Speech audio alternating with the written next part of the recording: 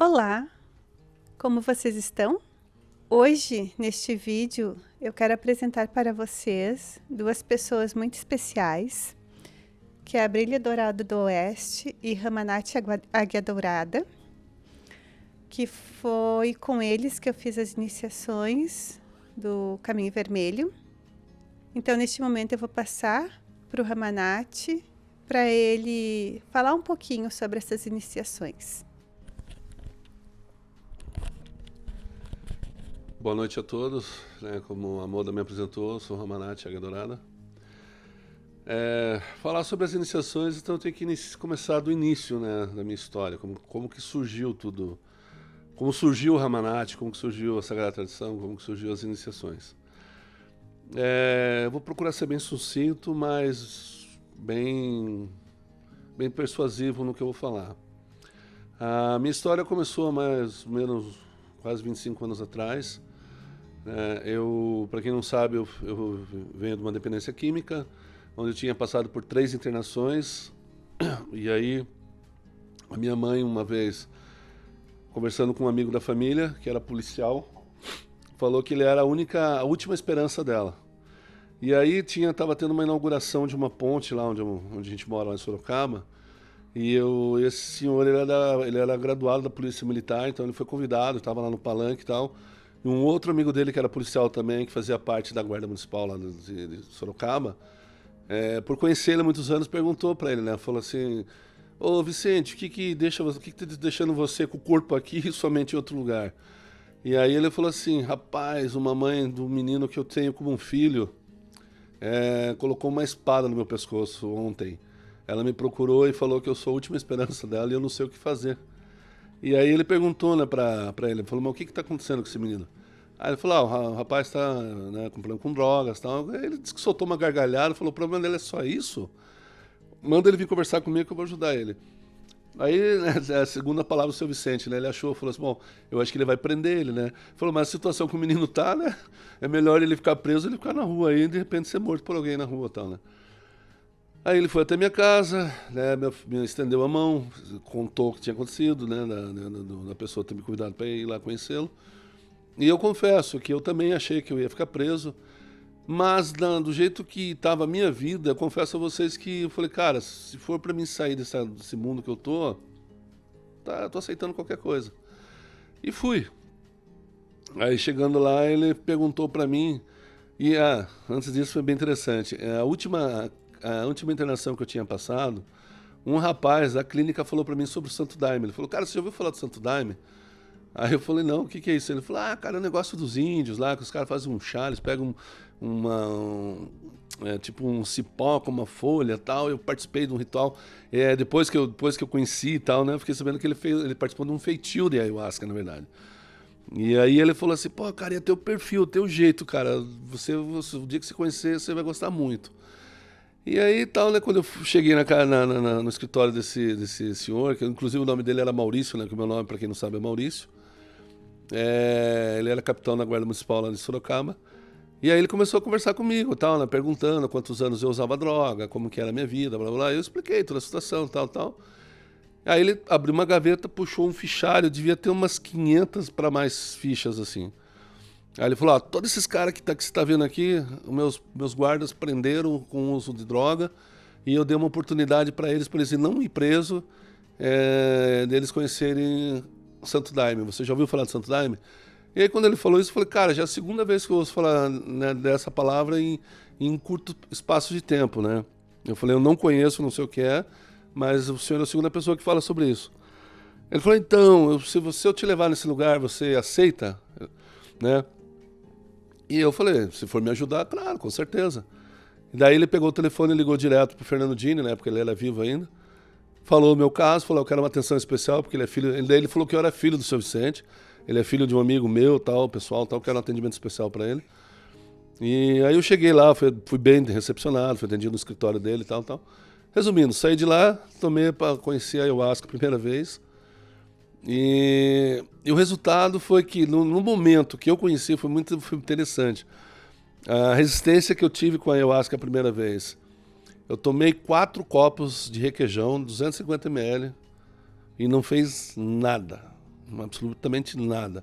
Tomei o primeiro copo, deu 1h30, estava tranquilo. Deram o segundo copo, não aconteceu nada. Deram o terceiro copo, nada. No quarto copo comecei a ficar meio tonto, assim. Mas mesmo assim, muito tranquilo. Aí aconteceu um fato muito curioso. Por que eu estou contando essa história? Porque é interessante, porque tudo isso aí está vinculado ao que eu sou hoje e ao que abriu a partir desse primeiro contato que eu tive com a ayahuasca. Nesse momento, eu lembro que eu estava sentado e o Luciano Dini, que hoje eu tenho ele como meu padrinho, ele sentado na minha frente e eu olhei para ele e falei assim, eu precisava ir no banheiro, né? E aonde eu estava, dava, sem brincadeira, acho que dava quase 100 metros de distância da onde eu estava sentado tomando o daime até o banheiro. E aí ele olhou para mim e ele falou assim, você consegue ir no banheiro sozinho? Eu falei, levantei de pé, né, fiz um 4, falei, tô de boa, posso ir tranquilo. Falei, então vai. Aí eu peguei e fui, urinei. Na hora que eu cheguei, que eu abri a porta, eu vi eu sentado. E na hora que eu me vi sentado, eu levei um choque, pum, eu colei na parede assim, né? Aí o meu coração começou a acelerar, eu fiz assim para um lado, para o outro, falei, o que aconteceu? Aí fiquei quieto ali, né, e a bexiga apertada, aí eu... Luciano, eu precisava ir no banheiro, cara, sabe que eu posso ir no banheiro? Daí ele já me olhou assim, estranho, já ficou olhando assim, você tá bem? Eu falei, tô. Você consegue ir no banheiro? Eu falei, consigo. Então vai. Peguei e fui. Fui, subi tudo, urinei. Na hora que eu cheguei na porta, de novo eu vi o sentado, aí eu fiquei com medo. Porque eu não sabia, né, sobre o desdobramento, você sair do corpo, né? E o que aconteceu comigo foi isso. Daí na hora que eu vi eu pela segunda vez o meu corpo sentado e eu na porta olhando, aí eu fiquei com medo. Aí o coração disparou, eu falei, Jesus amado, eu grudei, eu falei, cara, o que tá acontecendo? Daí aí o Luciano começou a olhar, falou, você tá bem? Daí eu falei, não, cara, não tô bem. Ele falou, o que aconteceu?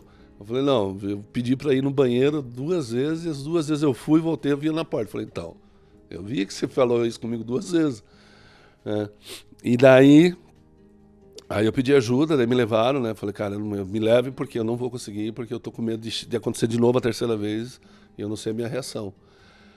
E aí quando eu entrei no banheiro foi muito engraçado, porque era um banheiro, devia ter um 2x2, e aquilo, cara, se tornou um negócio gigantesco, assim, parece que aquilo não tinha fim, assim.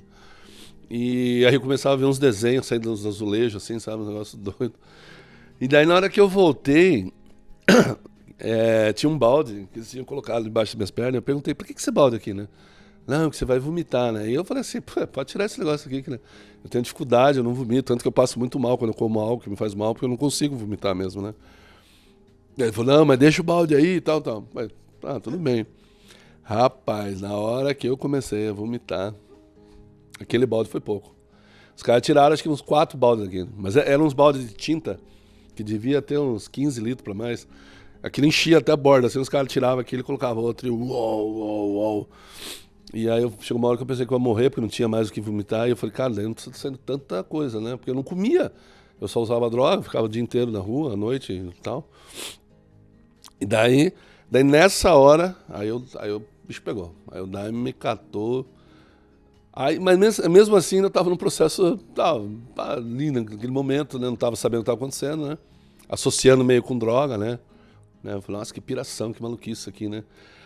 Aí nisso chegou o Fernando Dini, perguntou, né, como que eu tava, né, pela quantidade de daime que eu tomei, era pra mim estar caído no chão, né. Aí eu falei, tô de boa, vomitei aqui e tal, mas tô legal, tava bem, né. Aí ele chegou e falou, então eu vou te dar uma última dose. Aí eu falei, eu não quero mais tomar esse negócio, porque eu achei que ele ia me dar um copão de novo, né. Daí ele falou, não, dessa vez você vai tomar pouco, mas você vai tomar pela sua esposa. Pai do céu. Preferia não ter tomado aquilo, cara. Jesus, amado, eu apanhei que nem gato dentro do saco, mano. Porque aí foi assim, daí que eu descobri que eu era xamã. Porque na hora que eu tomei a dose, que eu coloquei o copinho, que eu sentei, eu encostei na parede, veio um xamã pequenininho desse tamanho assim, com um cachimbo na mão, nunca nem sabia disso aí, né? E começou a falar blá, blá, blá, blá. E o engraçado que ele falava, eu entendia tudo que ele estava falando. Aí ele puxou uma fumaça e jogou no meu rosto. Na hora que ele jogou no meu rosto, saiu 2 braços dentro da parede assim, me grudou e puxou para dentro da parede e levou. Nossa, aí, cara do céu. Eu fui pro inferno direto. Mas abracei o capeta lá embaixo. Lá.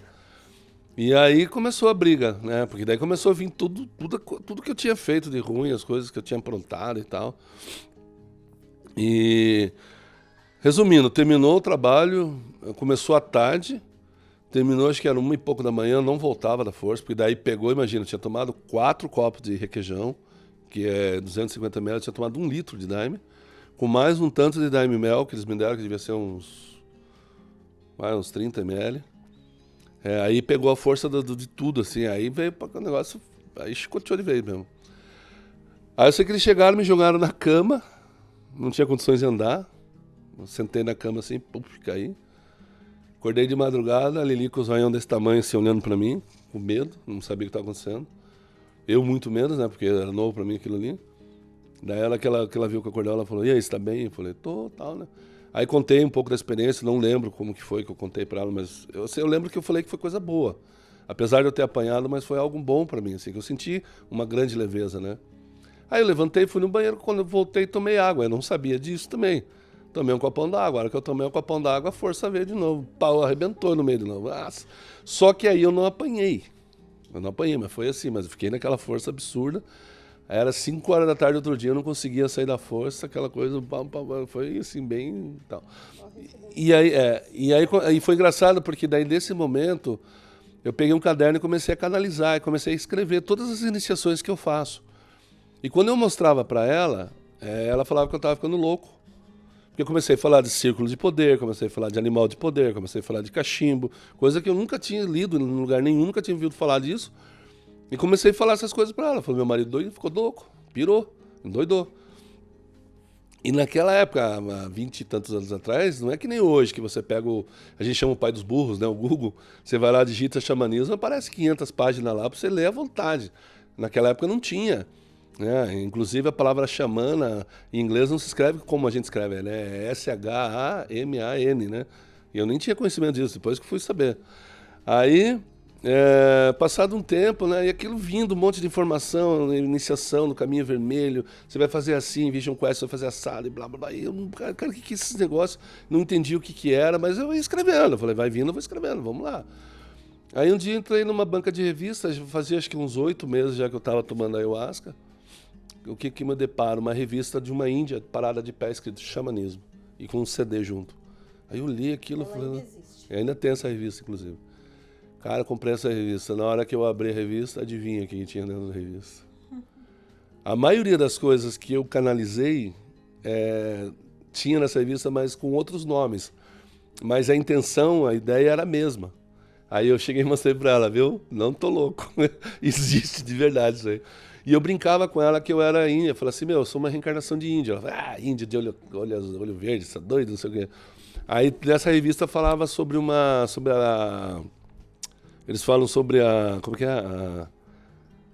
Que os índios, né, quando eles estavam em guerra, quando os ingleses invadiram, eles estavam perdendo a guerra porque eles estavam desunidos, né? E aí teve um conselho, e aí foram criadas o Conselho das 13 Avós, que existe até hoje esse conselho. Inclusive, essas 13 avós vêm para o Brasil de vez em quando, no Acre, elas se reúnem lá no Acre. Eles comungam a ayahuasca junto com os índios daqui, é bem interessante. E dizem que uma das 13 avós foi convidada a ser uma brasileira, diz que uma das índias. Eles convidaram uma índia brasileira daqui do Brasil para fazer parte do Conselho das 13 Avós. Mas até então eram só americanas, né? Só as índias americanas que faziam parte desse conselho. E aí, e daí o que acontece? Quando eles fizeram esse conselho, houve uma promessa de que todos os índios que foram mortos em guerra, eles iam reencarnar num tempo futuro e próximo, em forma de homem branco, para que eles pudessem trazer a cultura do índio para o homem branco. Porque seria muito mais fácil um branco ouvir um outro branco falar do que um branco ouvir um índio falar. Porque quando um índio vem, na verdade, você não vê o índio falar, você vê o cocar que ele usa na cabeça. Você fica ali com aquela maraca dançando e tal. Você olha o que o cara faz, mas ensinamentos mesmo você não pega muito com ele. Até porque os índios, geralmente, eles não abrem muito também. Eles são meio fechadão, né? Eles abrem quando eles gostam de você. Daí eles abrem muito conhecimento. Então, essa história começou assim. Aí, daí, a partir desse momento, né, quando eu tive esse contato com a medicina da ayahuasca, foi onde eu comecei a canalizar esses trabalhos. Então, assim, pessoas que conhecem os meus rituais, isso não foi uma pessoa, N pessoas já falaram isso, que elas falam que nunca viram nada parecido, nada igual o que eu faço. Eu não copio nada de ninguém. Tipo, tem o Léo Artese, que é xamã, ele tem o curso Voo da Águia, tem o Jaguar Dourado, tem ele já morreu, né, que era, não lembro o nome dele agora. Inclusive, acho que ele era aqui do Rio Grande do Sul, esse cara que morreu. Ele era bem famoso no meio xamânico. Então, mas eles todos eles seguiam uma linhagem, né? E eu não. A minha história foi uma história que eu canalizei essa história. Eu acredito que hoje, tomando medicina, que na verdade o que eu trouxe, o que eu faço hoje, na verdade, é algo que eu vivi na época que eu era índio, na tribo que eu fazia parte. Esses cultos, esses ritos de passagem que eu faço, era tudo que nós praticávamos quando eu era índio na época. Né? Inclusive eu tive um acesso que eu fui filho. Eu não era filho do pajé, porque não é pajé que a gente fala nos Estados Unidos, né? É xamã, né? O curador, né? E o meu pai, ele foi morto em batalha, e o chefe da tribo, ele era muito amigo do meu pai. E em honra ao meu pai ter morrido na batalha, ele me adotou como filho e casou com a minha mãe. Então é uma história, inclusive, de um livro que eu estou escrevendo, que daí eu e minha irmã, né, de criação, a gente acabou tendo um relacionamento, a gente teve uma filha, só que a gente não conseguiu ficar junto, porque eu fui expulso da tribo. Ela acabou morrendo de inanição, porque daí ela não queria comer.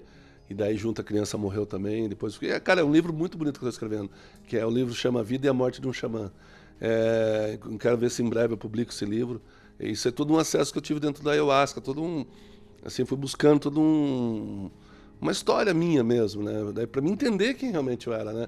Eu falei, cara, porque não é possível eu ter esse contato tão forte, eu gostar tanto de xamanismo e não saber de onde vem essa coisa assim tão enraizada, tão forte, né? E aí dentro de um trabalho de xamanismo que eu comecei a pedir muito isso, aí abriu toda essa vertente e aí eu vi, né? Vi quem eu era, que eu fui, né? Inclusive teve um trabalho que eu e a Lili fizemos um tempo atrás.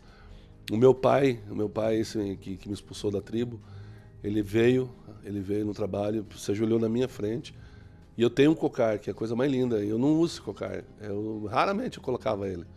E daí nesse dia ele mandou ela pegar o cocar e tipo, fez uma cerimônia. Até me emociona quando eu lembro. Devolveu. Ele falou, tipo, pedindo perdão, né, pelo que ele fez comigo, né? E com ela, né? Porque é uma história bem longa. Eu posso um dia contar essa história aqui pra vocês, mas vou ter que estar com 4 caixinhas de lenço aqui, porque as lágrimas rolam mesmo, porque é bem triste a história, assim, sabe? O sofrimento que a gente passou e tudo mais. Então é isso. Eu vou passar de novo pra Moda. Já falei demais, né? Mas é legal conhecer um pouco da nossa história, né? Das iniciações. Assim, das iniciações que a gente tem, é o Caminho Vermelho, a Chanupa ou Chanupá, né? Depende da região que você está nos Estados Unidos, eles falam Chanupa Wakan ou Chanupá. Tem a Vision Quest, a busca da visão, né? Que daí a gente trabalha de uma forma diferente, que o primeiro dia é a morte xamã, o segundo dia é o renascimento da borboleta, e o terceiro é a transformação da águia. Daí temos a roda de cura lemuriana, temos o reiki xamânico 1 e 2, o cajado, e temos a despertar do guerreiro, que, segundo o pessoal fala, é o divisor de águas do xamanismo. É ali que você vê se o cara é guerreiro ou não, ou guerreira. Eu vou passar para minha esposa, que ela está doida para falar um pouquinho. E as terapias? Tá, então assim, sobre as terapias foi algo bem interessante, como que surgiu a ideia das terapias. Muita gente falava para mim assim, Rama, você precisa acreditar mais em você, né? Pô, você tem um puta potencial, você traz coisas boas para as pessoas, mas a gente percebe que você mesmo não confia plenamente em você, né? E aí eu fui obrigado a realmente entender que faltava realmente sabe, aquela coisa assim de acreditar mesmo, sabe? Porque assim, deixa eu explicar para vocês entenderem por que eu tinha esse receio. Porque assim, quando eu comecei a minha trajetória, eu era cabeleireiro. Eu trabalhei muitos anos como cabeleireiro, 35 anos eu trabalhei, só que os 3 últimos anos assim eu já não estava tão afinco, mas ainda estava na área. E aí começou a abrir, de viajar, de convite para cá, convite para lá. E aí, como eu tinha uma clientela muito grande, ficava muito difícil conseguir viajar. Então, quando eu viajava, o que acontecia? Eu voltava de viagem, os clientes, pô, vim aqui, você não estava, aqui não sei o quê e tal. Aí um dia eu fazendo um trabalho de ayahuasca, uma entidade sentou na minha frente e falou: Rama, você tem duas alternativas. Ou você segue o caminho espiritual, ou você continua fazendo o que você faz, corta cabelo. E quando der, você faz o trabalho. Mas você, do jeito que você está querendo fazer, não dá. Você vai ter que escolher o que você quer de verdade. Eu falei, não, a escolha eu já tenho. Eu só tenho uma condição. Eu não quero viver da espiritualidade. Eu quero viver para espiritualidade, diferente, né? Então, e eu tinha muito esse medo, sabe, de, assim, não querendo, não tô falando mal de ninguém, cada um, mas tipo assim, eu não queria ser um cara que fizesse algo só interessado no dinheiro, sabe? Eu falei, não, eu quero fazer algo que realmente as pessoas façam, elas sintam o resultado, elas vejam que o negócio é bom, né? E algo que fique bom para elas e fique bom para mim. Então, quem me conhece sabe. Que nem a gente fez uma Vision Quest recentemente, foram três dias. Meu, se eu falar o valor que eu cobrei, as pessoas dão risada. Foi R$ 650. Eu sei de pessoas que cobram R$ 1.800, R$ 2.500, R$ 3.000 uma Vision Quest. Né? E por que às vezes as pessoas falam, mas Rama, por que você cobra tão barato? Eu falei, porque eu não quero entrar nessa coisa do comércio, eu não quero que a coisa vire aquela coisa de ganhar dinheiro. Eu sei que a gente precisa, né? Mas eu quero que seja algo que eu dê oportunidade às pessoas de participarem, né? Não seja só pessoas que tenham condições financeiras, eu quero dar condições para pessoas que não tenham condições também. É que nem um curso que eu dou do curso da prosperidade, né? Os modos da prosperidade. É algo que eu vou na contramão dos coaches, que os caras cobram R$ 1.500, R$ 7.500 o último curso. Né? O meu curso agora que eu subi um pouco, sabe? Mas eu cobrava até um tempo atrás R$ 90 cada módulo. Cara, onde você acha um curso de coach por R$ 90? Muita gente falava, cara, mas pô, o conteúdo que você passa é de graça. Eu falei, mas é justamente por causa disso, porque eu quero ajudar as pessoas. Eu quero ajudar as pessoas que não têm conhecimento de onde ganhar dinheiro, mostrar para elas que tem condições de conseguir, né? Aí agora que eu subi um pouco, porque até a própria espiritualidade falou, Rama, tá muito barato realmente, né? E faz muitos anos que você vem fazendo isso aí. Então, assim, eu dei uma reformulada, né? Eu repensei algumas coisas, né? Valorizei um pouco mais o meu trabalho. Mas também eu cheguei num ponto assim que eu não quero extrapolar, mas também não quero ser desvalorizado. Então eu cheguei nesse ponto. E aí com isso, né, estamos criando uma parceria legal com a Moda, com a Karen, sabe? A gente vai estar uma parceria legal mesmo, sabe? Trabalhando em conjunto, sabe? De irmandade mesmo, uma coisa de respeito, sabe? Um ajudando o outro, o que eu puder fazer por elas, eu vou fazer, o que elas puderem fazer, com certeza eu sei que elas vão fazer também pela gente. Então, assim, a ideia nossa agora, vindo aqui para o Rio Grande do Sul, é justamente isso, é juntar essas forças, né? Porque eu até comentei já as duas últimas vezes que a gente teve a oportunidade de fazer curso junto com a Moda, eu elogiei muito a postura dela dentro do trabalho, sabe? O jeito que ela tá ali, que ela se concentra, que, sabe? Tá atenta a tudo que está acontecendo, sabe? E isso é importante, porque as pessoas têm que ter um zelo muito grande. Eu sempre falo isso para as pessoas. Tem muita gente que pensa que é pegar uma garrafa de ayahuasca, colocar em cima de um balcãozinho, acender uma vela, fazer um Pai Nosso, uma Ave Maria e vamos que vamos. Não é, gente. Não é. O negócio é muito mais sério, é muito mais lá embaixo, sabe? Então a gente vê dessas barbaridades acontecendo aí, nego morrendo dentro do trabalho, nego surtando dentro do trabalho, por quê? Porque não tem um preparo, não teve uma escola, não buscou conhecimento com pessoas que já vêm na caminhada há um tempo, tá? Então, assim, isso eu hoje vejo isso com, assim, às vezes até com um grande alerta, vindo lá de cima, às vezes deixando essas coisas acontecer para fazer, de repente, o povo acordar. Sabe? Falou, gente, presta atenção, o negócio é mais sério. Vamos pegar com seriedade, sabe? Buscar na fonte, buscar pessoas que já fizeram, que já trilharam o caminho. Porque o que acontece? A gente vê muito, eu e minha esposa, a gente acompanha. Aqui no Sul, não sei se isso está acontecendo, mas lá em São Paulo, lá está acontecendo muito isso aí. A pessoa vem, participa de uma cerimônia, na segunda cerimônia ela já começa a pesquisar na internet, já começa a comprar daime pela internet, daqui a pouco você vê ela já está montando um flyer, convidando as pessoas para participar de ritual. Sem preparo algum, gente. E não sabe nem da onde a procedência da medicina. sabe? E isso é preocupante, isso é preocupantíssimo, sabe? Então eu sou a favor de que, isso é uma das ideias que eu tenho para vir chegando aqui, né, de a gente tentar montar alguma coisa assim que a gente possa policiar, sabe? As pessoas que estão trabalhando com seriedade, sabe? Montar, tipo, eu não lembro o nome da palavra agora, Conselho, sabe? Uma coisa assim que a gente possa se unir, as casas ayahuasqueiras que trabalham com seriedade, que tem CNPJ, a gente se unir realmente para proteger a medicina e proteger os rezadores, as pessoas sérias que trabalham. Porque o que acontece? Infelizmente, acontece uma coisa que nem aconteceu recentemente, respinga na gente que não tem nada a ver, que trabalha com seriedade, mas as pessoas de fora não veem isso. Ela já pega e coloca a gente também no mesmo grupo, sabe? E a gente acaba pagando o pato sem dever nada. Então, eu acho que a gente realmente... Federação, lembrei o nome. Criar uma federação realmente, sabe, chamando ayahuasqueiros e a gente criar essa federação e dentro dessa federação a gente ser os fiscais.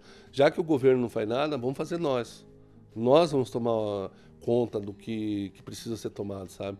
E de repente, quem sabe a gente começando aqui não leva isso pro resto do Brasil, né? O Brasil inteiro não acorda aí e a gente se une e forma uma grande confederação daí, né? De federação passa a ser uma confederação, né? Uma coisa expansiva lá para cima.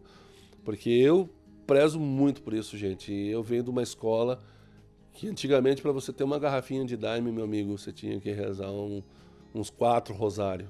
E mesmo assim, você ganhava uma garrafinha desse tamanho, assim, ó. Sabe? Não é que nem hoje que você... o daime de guarda. Sabe? Então, sabe, hoje a gente vê a facilidade que tem aí, o desrespeito, na verdade, porque isso não é para mim nem facilidade, não é?